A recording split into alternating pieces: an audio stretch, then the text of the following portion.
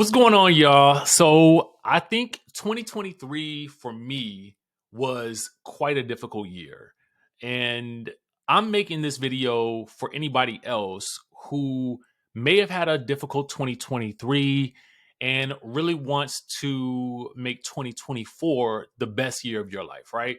So I know that you see a lot of these types of videos on YouTube, but I'm going to take some principles from when I had another very, very deep, dark time in my life. And I'm going to take the principles that I applied to get myself out of and beyond that situation. One of the things that I've learned in life that is so, oh my God, like it's critical for you to know is oftentimes when we go through something really traumatic or really, really tragic, we oftentimes reflect back on, oh, I want to get back to the person that I used to be because we feel so different. Much of 2023, I felt like I spent with a dark cloud over my head. And I really, really don't want to go back to that space ever again. And throughout the year, I kept thinking about, well, how did I feel before this, right? Who was I before this? And to be honest with you, one of the things that I've learned in life is you will never go back to that feeling of who you used to be. It just does not happen that way. You are going to do a lot better with simply becoming a newer version of yourself, a better version of yourself. Because once you've experienced trauma, you can't go backwards. It's like you can't put the toothpaste back in the bottle of toothpaste or the container, whatever you want to call it, because it just doesn't go back in. And so what you really have to do is take who you are at this very moment and determine who it is that you want to be, utilizing the lessons of the things that may have occurred or the situations or whatever happened that caused you the trauma that you experienced. So let's discuss what I mean. At the end of 2022, I remember going on a trip to Greece. Now, the reason I found myself on this trip was because my friend Stephanie and her husband were going, and we had had a group dinner, with Stephanie and her husband, and it was a bunch of us friends. And when they talked about the trip, a lot of us were like, well, let's go. So, of course, as you guys know, the way trips always function is that everybody does not make the group trip once, even once they have communicated this excitement. When it comes down to paying that money, not everybody is able. Okay. And that's fine. It is what it is, but that's just the way the cake, the cookie crumbles. And we just got to kind of accept that for what it is with regards to trips. Anyway, we went on the trip to Greece, which I'll talk about more. I typically do vlogs and travel vlogs on this channel, but I hadn't had a chance to redo the travel vlog that I had posted initially. So we go to Greece at the end of September, early October, and I prepare a vlog that has sort of captured, the elements of the three places that we went to. We went to Athens, we went to Mykonos, we went to Santorini. Well, you know, about 28 days later, okay, my friend Stephanie, she ended up passing from an aneurysm, which resulted in a stroke, and she was gone within the blink of an eye. And I remember leaving the DMV area and heading down to Richmond where she lived, and just kind of being there to see and hopefully, pray and just be with her and her family and the rest of our friends to hopefully, just, I mean, the goal is to be there when she wakes up, but she never woke up. And I remember all of us being there in those last moments when she was on life support. And I remember thinking like, wow, like this is so crazy. Someone who I have known so well, I've lost, right? So when I had initially posted the travel vlog for Greece, something ended up happening with the upload. So I took it down and I just did not come back to this channel. And I really regret it, but also think that I really just didn't know what to say on this channel. I didn't know where to go with this channel. And now I feel like a year later, my mission is relatively clear. However, during this past year, I felt like I was living with a dark cloud over me because I had never lost someone so suddenly that I was really, really close to, right? And it just sort of really made me think about how fragile life is, and, how we sometimes take life for granted. And, I spent a lot of days not wanting to get out of the bed. I am already somebody who is prone to suffering from anxiety. And so for me, it just became this thing where like I said before, a dark cloud just felt like it was hanging over me every day. I was able to get up and work and, do the things that I needed to do, but I just kind of felt like there was a lot on my shoulders. And then I had taken a couple of business L's. About two investments that I had made just turned out to be complete and utter like losses for me. And that was devastating as well, because that type of investment, it was a lot of money. And I'll talk more about those in future videos, because you also have to learn what business models work for you. And I'm not the type of person that is eager to be doing a whole bunch of customer service. So I was doing the whole Airbnb arbitrage thing, and if you guys want a video on that, I can definitely tell you what I learned, but it just wasn't for me. So anyway, even though I was experiencing all of those things, I still managed to publish my first book. I managed to get my real estate license. I took care of my sister for about 2 weeks when she had surgery out in California. I did travel. I went to Vegas for my birthday. I went to New Orleans for the first time last year.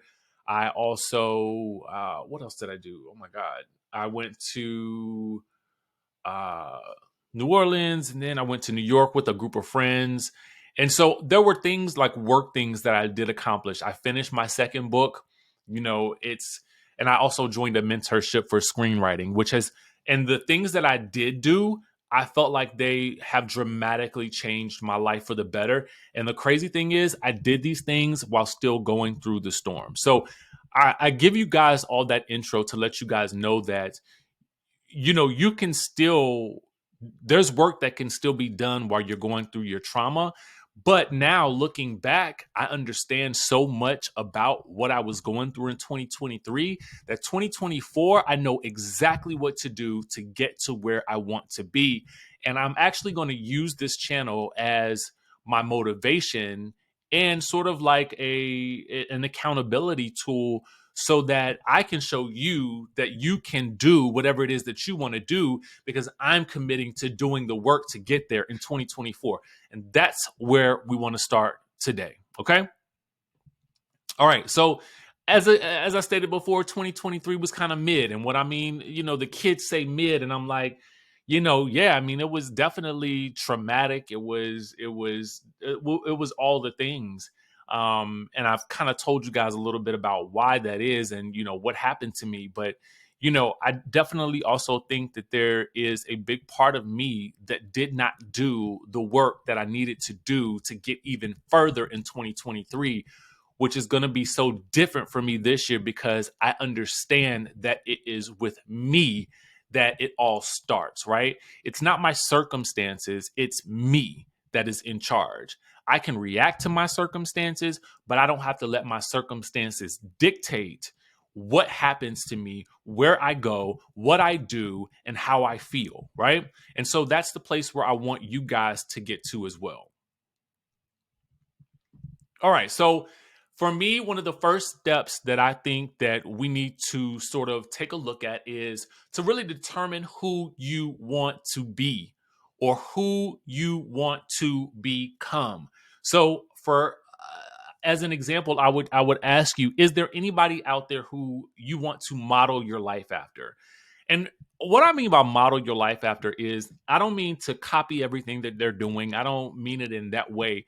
I mean, is there an archetype for the type of person that you see that you're like, yes, this person is living the life that I feel like I want to live. You don't want their life. You want to just get a mental picture of the types of things that you want to be doing, right? So, what is the person that you want to become? What are they doing each day? This is going to require you to, again, either have the level of creativity to be able to say this is what that person is doing each day, or to have a model for which you can say, that person is doing this, they're making this moves.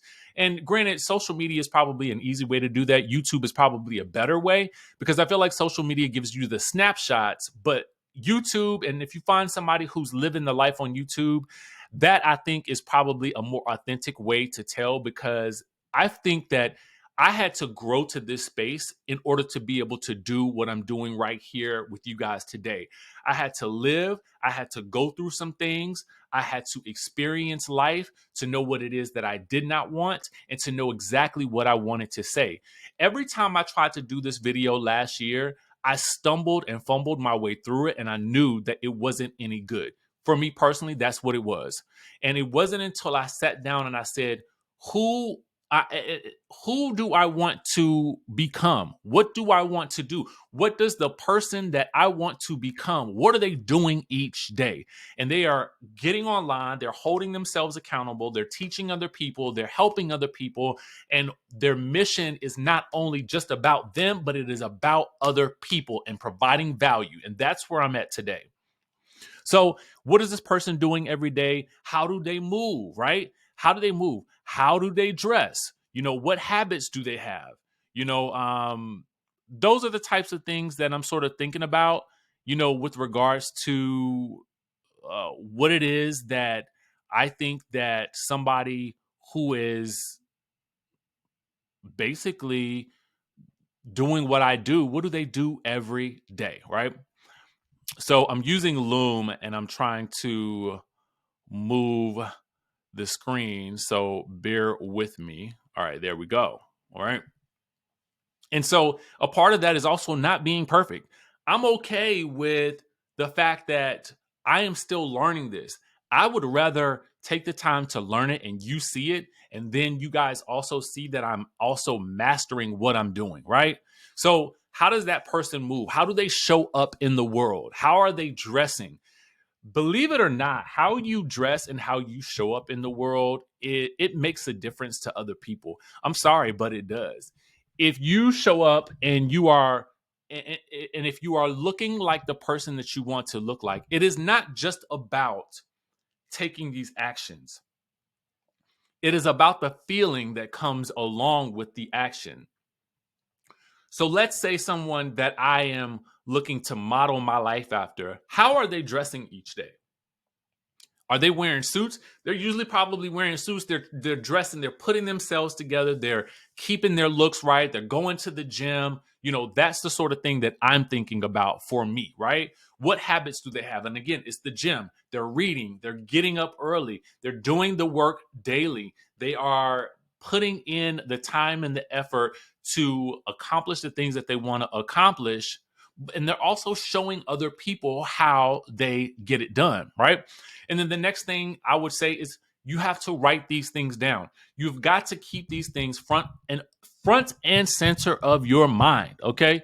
Like that's one of the biggest things that I've also learned too is writing things down. There's something about seeing something written down in your own handwriting.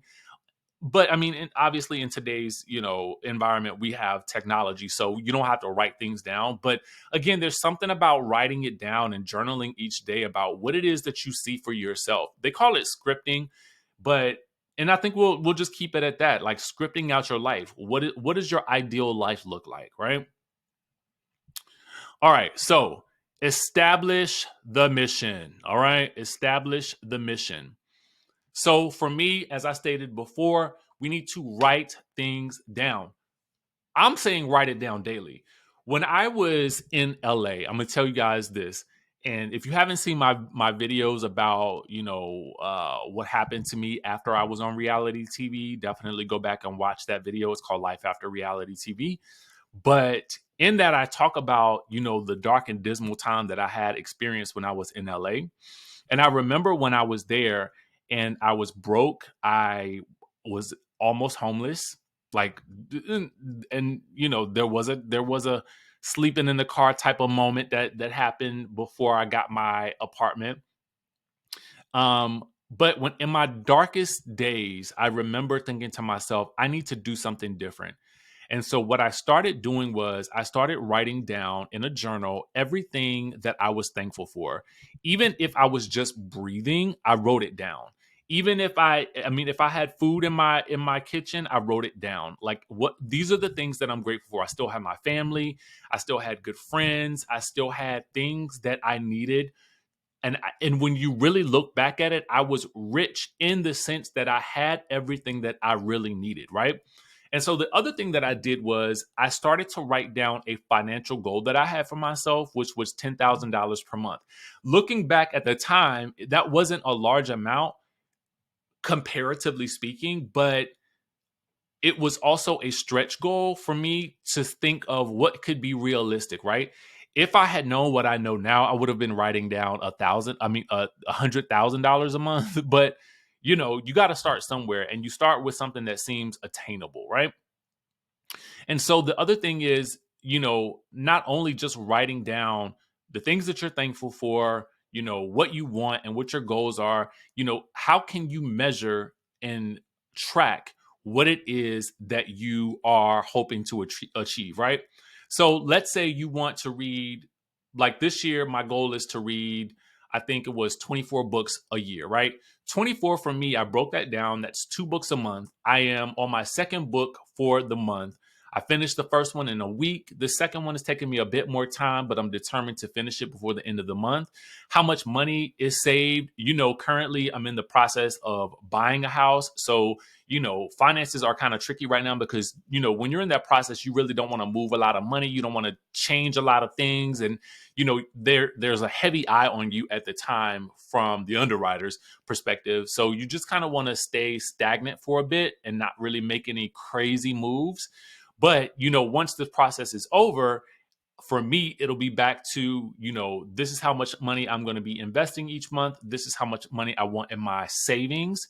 I already put money away for life insurance. The next step is also a trust. And so, and there's also taxes to pay. So, I can track all of those things easily, or if it's a fitness goal, what is my goal weight, right? That starts with also knowing where you are now and then knowing where you want to be and how do you plan to track it. So the next thing that I would tell you is to develop a strategy for execution and modify for consistency. So for me, if you don't have a system in place for what you want to do, especially if you want to do something different, then it's going to be a lot harder for you to actually implement the thing that you want to do, right? So I tell everybody now, like, I have a friend of mine and she was telling me that she was, wanting to start a podcast. And I love this friend dearly. So I'm sure she won't mind me telling the story. And I said to her, well, you started a podcast last year. What's going to be so different about this podcast that makes you that puts you in the mind to do it? And I said, you've got to have a strategy for how you're going to execute this podcast. Are you going to set aside time on Tuesdays? Is it going to be a 2-hour time where you're just going to sit down and say, for the first hour, I'm going to think about concepts. And then for the second hour, I'm actually going to execute the podcast and then put it out. And then again, I say modify for consistency because, sometimes I know for myself, I get a little overly ambitious. And so I have to really take a step back and ask myself what's really achievable for me, what is realistic for me, given the time that I have and the responsibilities that I already have. But also, I think about the fact that I am very much interested in scheduling time for rest these days, because I know that if I'm going to accomplish a lot, then I also need to make sure that I'm resting a lot. And there is nothing wrong with rest. And don't let anybody tell you that there is. I think that there's a difference between rest, like active rest, and being lazy. And I'm talking about active rest. There's a time that you set aside that you purposely do absolutely nothing.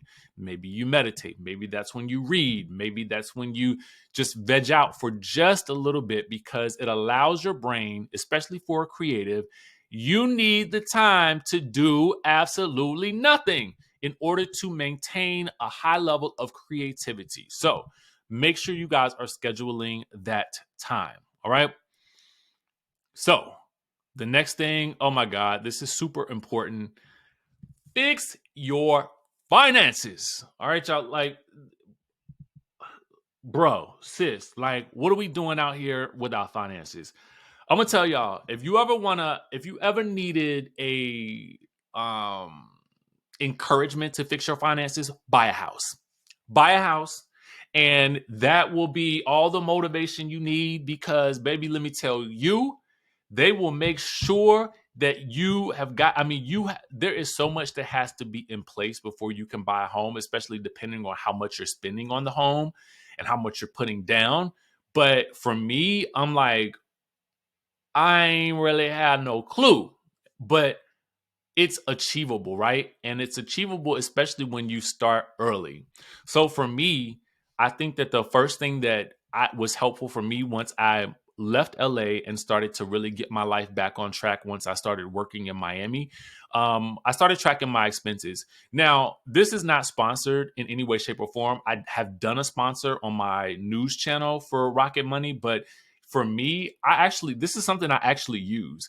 Rocket Money, it ties directly into your bank account and it breaks things down like subscriptions, and you can cancel subscriptions through the app so that you are not being charged for things that you are not using and maybe things that you don't even want to use anymore. And it just analyzes your spending in such a unique and just I think it's a way that makes it really manageable. I'm the type of person that always gets my bank account sent to my uh like I always know what's in my bank account because I get a notification sent to me via text message every day. Okay, every day. Expenses or charges over a certain amount that get sent to my phone. So I just like to know what's going on. I think the other thing that Rocket Money helps you do is learn how to reduce your debt. Right? You know, where are you spending that you can actually be saving? And I know these are pretty much. These are pretty much things that everybody tells you, but I just think that it's important to reiterate because I feel like, when we're in the proper mindset, like if you're watching this video, you are ready to start making these changes in your life. You're ready to start fixing these things and getting yourself in a better space so that 2024 is the year that you've turned everything around, right? Establishing your savings, that's super important. People always say you want to have about 3 to 6 months of, expense 3 to 6 months worth of money that will cover your monthly expenses, right?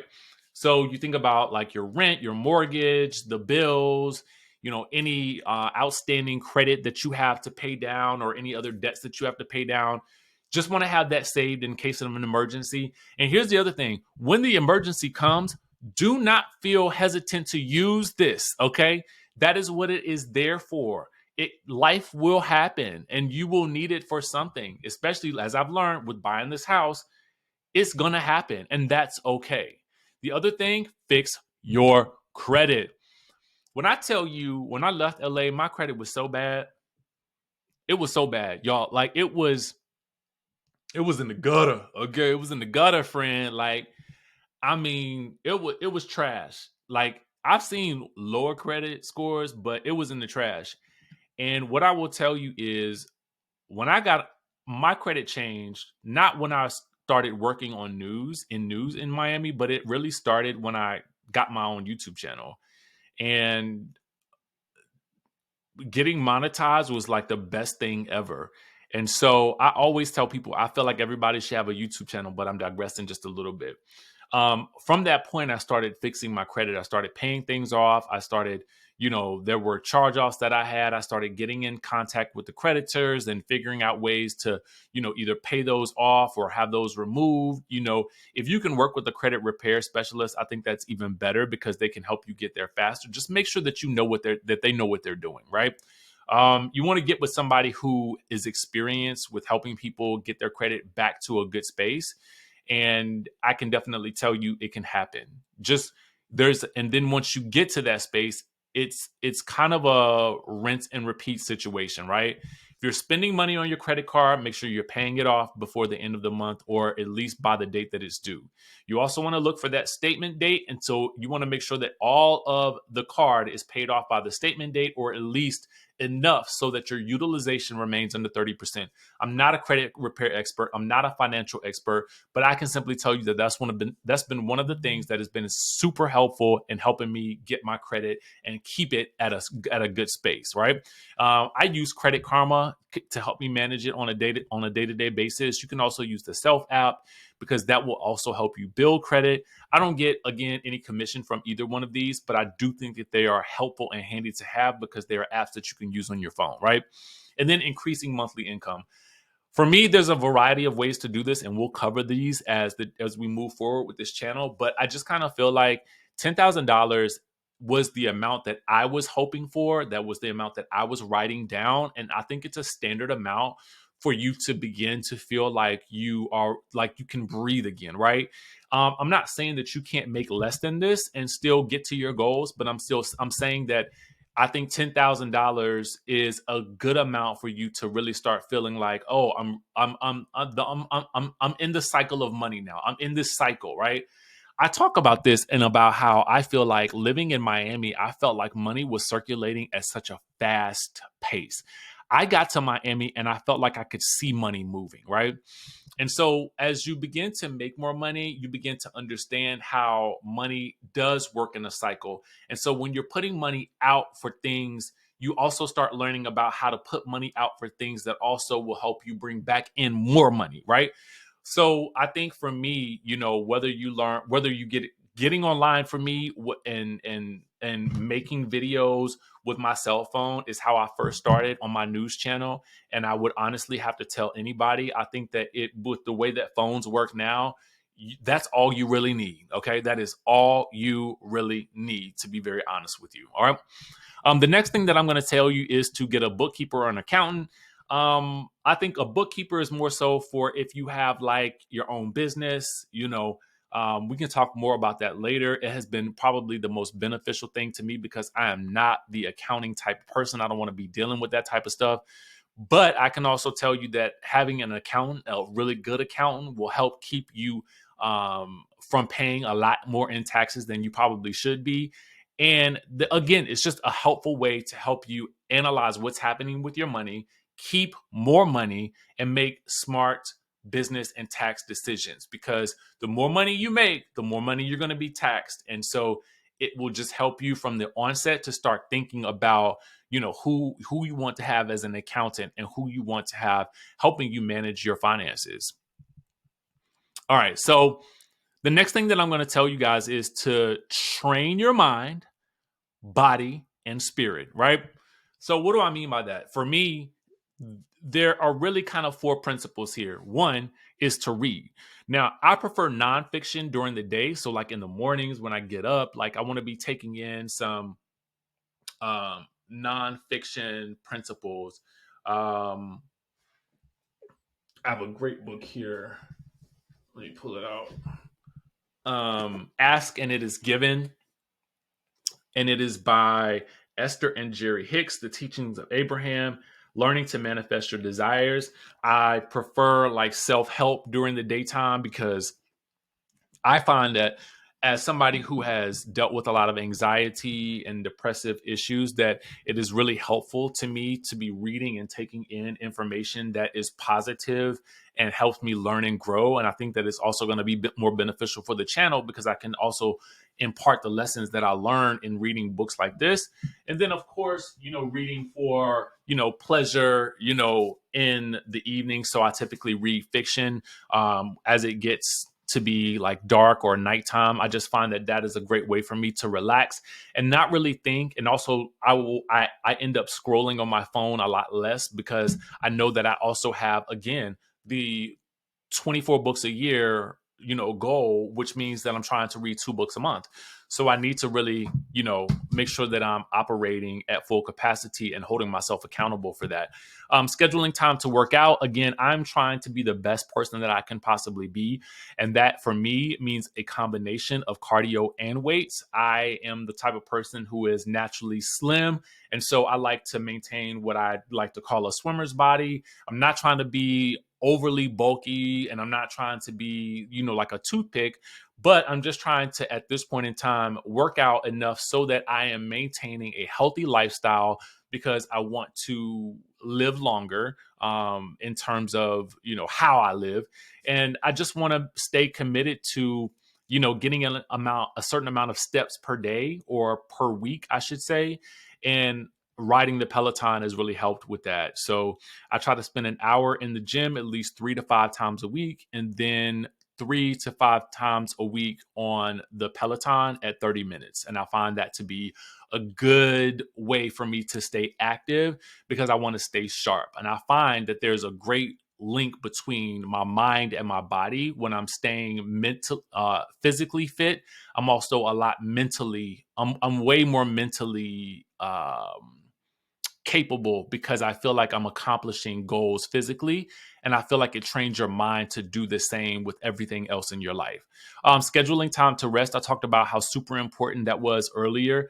I am a firm believer in having a lazy day or taking lazy hours, where you simply allow yourself time to breathe and allow your mind to rest and recuperate. And that does not mean scrolling on the Instagram, the TikTok, or the Facebook, or the Snapchat, or whatever it is that is your pleasure.